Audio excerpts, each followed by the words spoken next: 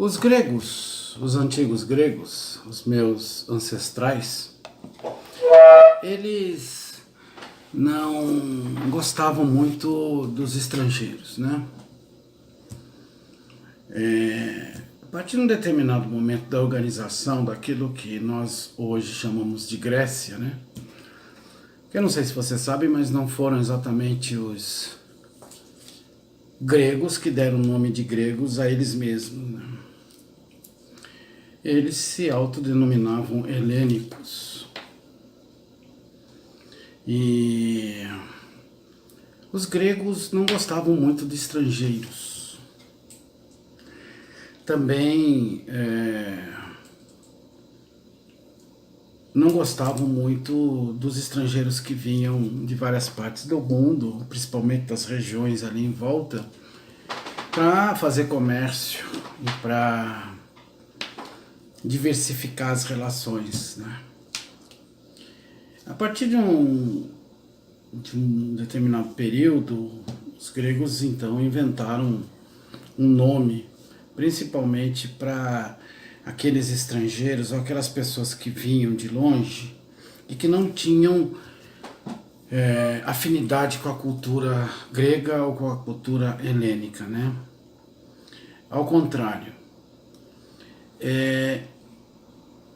os gregos olhavam para essa turma que chegava de longe, e essa turma parece que não conseguia entender a cultura dos gregos, dos atenienses, dos espartanos, enfim. E havia um estranhamento muito grande, e muitas vezes esse estranhamento poderia descambar para algum tipo de violência. Era aí que os gregos, então, passaram a denominar essas pessoas de bárbaros. O bárbaro, a princípio, não era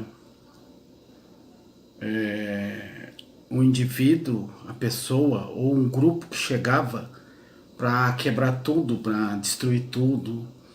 Era alguém que vinha, que já fazia parte de uma outra fronteira e que era considerado como alguém de uma cultura inferior, não é? Então, o bárbaro, inicialmente, é aquele visto de longe, que se coloca, né, que está numa outra realidade, que está numa outra perspectiva cultural, histórica, né, e que faz parte de uma outra fronteira, e que, de alguma maneira, é considerado também como inferior, não é? Aquele indivíduo, aquele grupo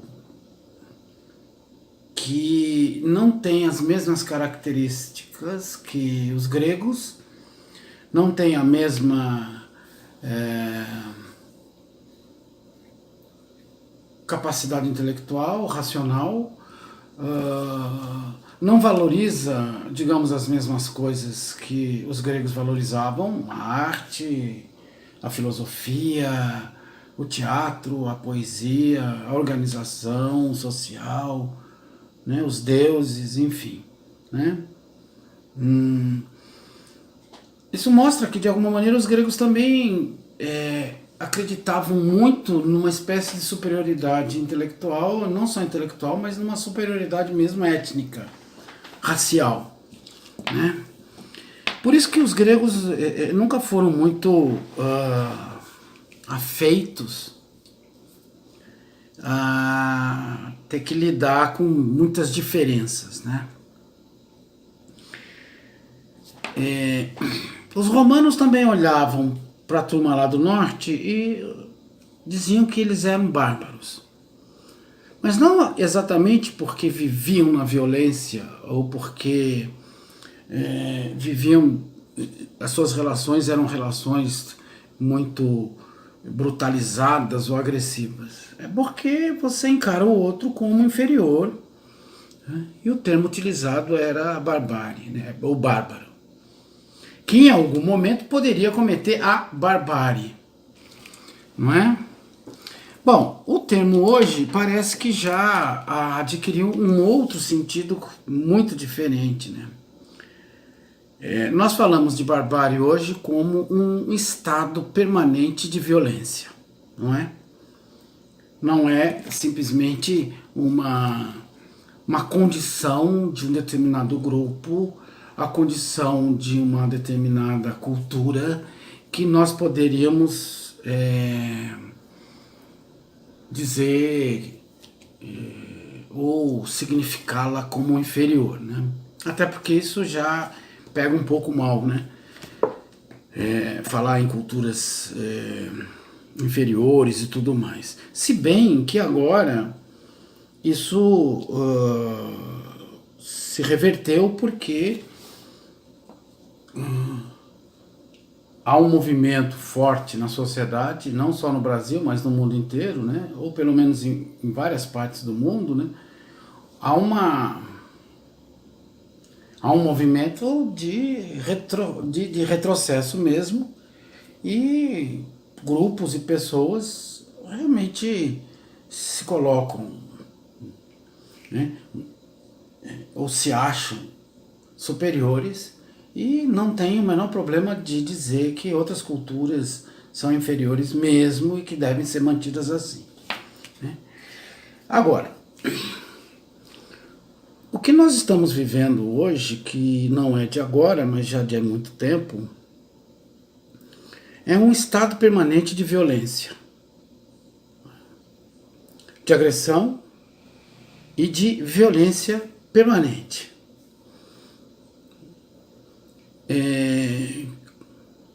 Qualquer um que tenha o trabalho mental de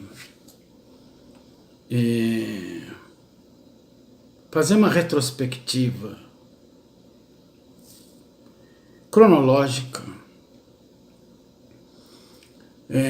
vai constatar muito rapidamente que a nossa sociedade global e a nossa sociedade também, as nossas sociedades locais, estão profundamente marcadas pelo estado de violência permanente, né?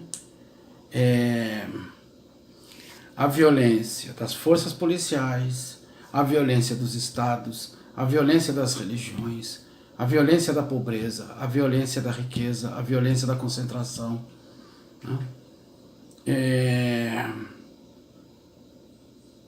Mesmo que uma parte das populações ainda não experimentem diretamente a violência, a agressão, né, direta, todo mundo de alguma maneira se sente desconfortável, se sente incomodado, todo mundo de alguma maneira se sente um tanto quanto amedrontado.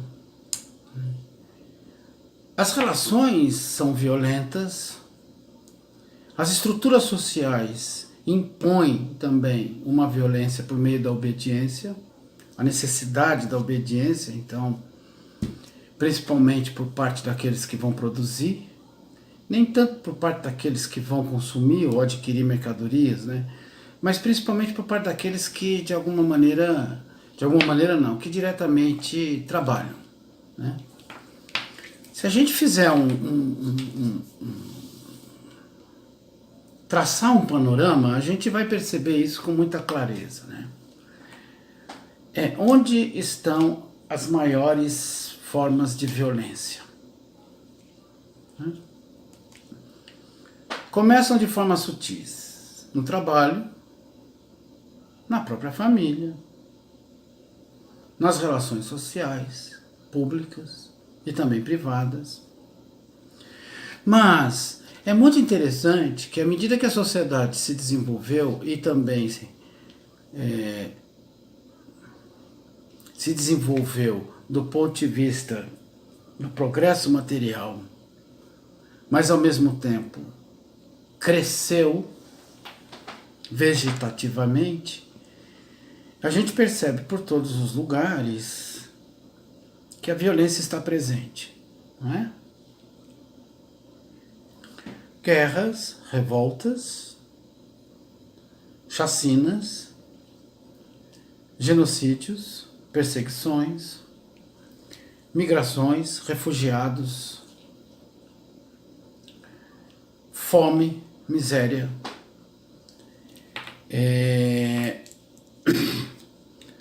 A violência se tornou uma marca, inclusive, da consciência social, né? Quer queiramos ou não, já parece que existe em nós uma segunda natureza, que é a natureza da violência, né? E transformamos a interpretação dessa violência como sendo algo natural. E evidentemente que uma vez que nós não temos muita clareza sobre o processo histórico e como que no processo histórico vão se desenvolvendo as formas de controle e as formas de violência, existe uma tendência a cristalizar aquilo que a gente experimenta hoje numa forma como se fosse possível eternizar aquilo que a gente está vivendo hoje. Ou seja, sempre existiu. O homem sempre foi violento, as sociedades primitivas eram violentas,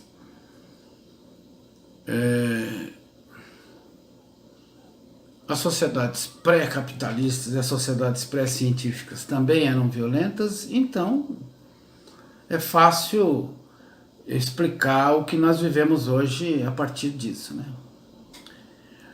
Mas me parece que essa explicação rasa e quase mitológica não explica, ou não dá conta de explicar, o fato de que nós nos transformamos numa sociedade virtual, ao mesmo tempo em que esta sociedade virtual, na qual os indivíduos também perdem o controle sobre si mesmos, do ponto de vista não da loucura apenas, ou do equilíbrio, mas perdem o controle sobre as suas próprias condições sociais. Além disso, perdem o controle sobre o tempo, sobre o controle daquilo que a gente pode ou não produzir ou decidir produzir conjuntamente, né? Então, vejam vocês que coisa interessante. Aquilo que nós chamamos de barbárie, podemos considerar, penso eu, no meu humilde entendimento, como um elemento constitutivo da organização e da arquitetura social. A violência é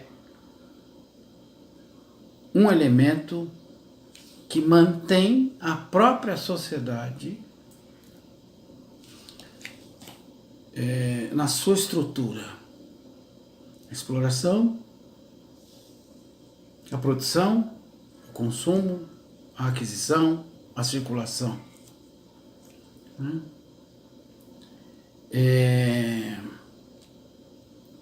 Há uma constante há um constante sentimento de beligerância, né? Os governantes se elegem para combater os trabalhadores, a corrupção e combater a própria violência, né? Por todos os lados a gente vê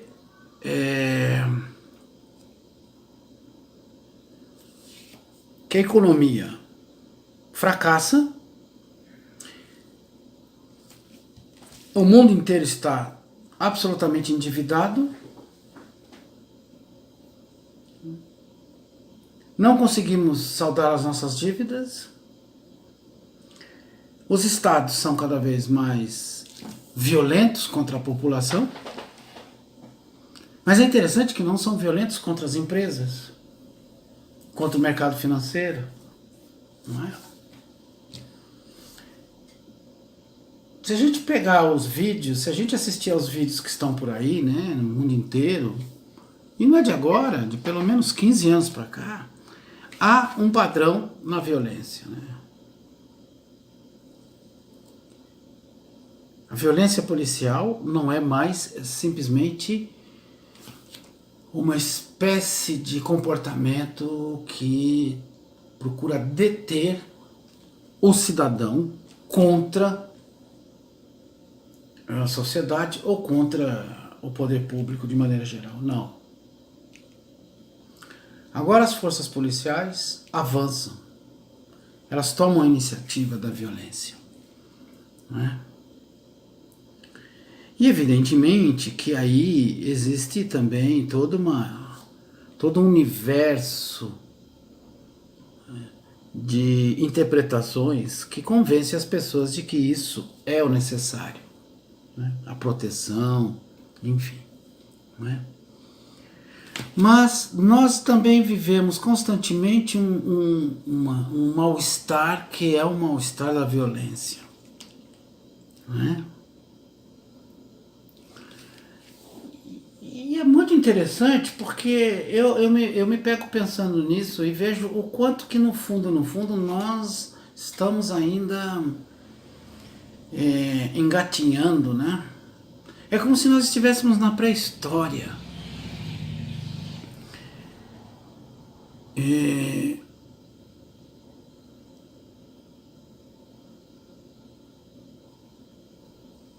Historicamente falando, eu falo historicamente, né, do ponto de vista do desenvolvimento e das determinações da sociedade em que nós vivemos, né, que é uma sociedade hegemonicamente capitalista, o que a gente percebe é o seguinte: desde que o capitalismo avançou, e desde que o capitalismo penetrou todas as sociedades, e desde que os estados, juntamente com as empresas, transformaram o mundo num grande campo de batalha,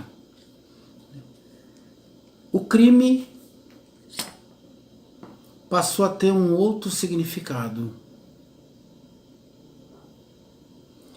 A fronteira do crime passou a ter um outro sentido, não é? E além disso, gradativamente a sociedade permitiu-se